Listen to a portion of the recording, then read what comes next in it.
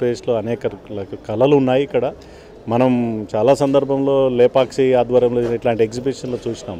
నిర్బల్ బొమ్మలు కావచ్చు, పెంబర్తి విగ్రహాలు కావచ్చు, సిరిసిల్ల చేనేత కార్మికులు కావచ్చు, పోచంపల్లి కావచ్చు, గద్వాల కావచ్చు, హైదరాబాద్కి ఒక ముత్యాల నగరం అనే పేరు ఉంది.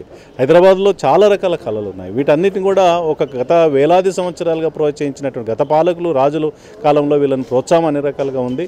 మరి ప్రజాస్వామ్య పద్ధతిలో కొంత నిర్లక్ష్యం గురై ఇవాళ వారి యొక్క జీవన స్థితిగతులు చూస్తే దయనీయమైనటువంటి వాతావరణం ఉంది. ఒక స్టేజ్ వరకు నేర్చుకుంటున్నారు, పెద్దవాళ్ళు నేర్చుకునే 50-40 సంవత్సరాల తర్వాత కళలు బాగా వచ్చు. వాళ్ళ పిల్లలు ఈ వృత్తిలో ఉండకుండా ఇతర వృత్తుల్ని వెనుకోవడం ద్వారా ఆ కళ అక్కడితో ఆగిపోతుంది.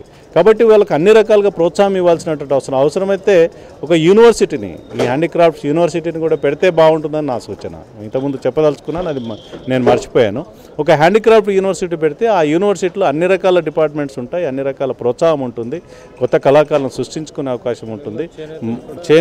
చేనేత కార్మికుల్ని ఆదుకోవాలి, వారి యొక్క జీవన స్థితిగతులు మారాలి, ఇన్సూరెన్స్ ఫెసిలిటీ కల్పించాలి, మార్కెటింగ్ ఫెసిలిటీ పెంపొందించాలి. ఇక్కడ తయారైన వస్తువులు ప్రపంచంలో ఏ మూలనే అమ్ముకోవడానికి ఆస్కారం ఉండే రీతిలో ప్రభుత్వం ప్రోత్సహించాలి. ఎక్స్పోర్ట్స్ ప్రమోషన్ చేయాలి. దీనిపైన ట్యాక్సెస్ ఉండకూడదు. సేల్స్ ట్యాక్స్ కానీ, ఎక్సైజ్ ట్యాక్స్ కానీ, ఏ ట్యాక్స్ ఫ్రీ డిపార్ట్మెంట్స్ కింద, ఇండస్ట్రీస్ కింద డిక్లేర్ చేయగలిగితే తప్పకుండా కళలకు ప్రోత్సాహం వస్తుంది. ఇట్లాంటి ఎగ్జిబిషన్స్ని దేశవ్యాప్తంగా, ముఖ్యంగా ఆంధ్రప్రదేశ్, తెలంగాణ రాష్ట్రంలో అన్ని నగరాల్లో, అన్ని పట్టణాల్లో ఏర్పాటు చేస్తే వారు నిజమైనటువంటి ప్రోత్సాహం అందించడానికి ఆస్కారం ఉంటుంది.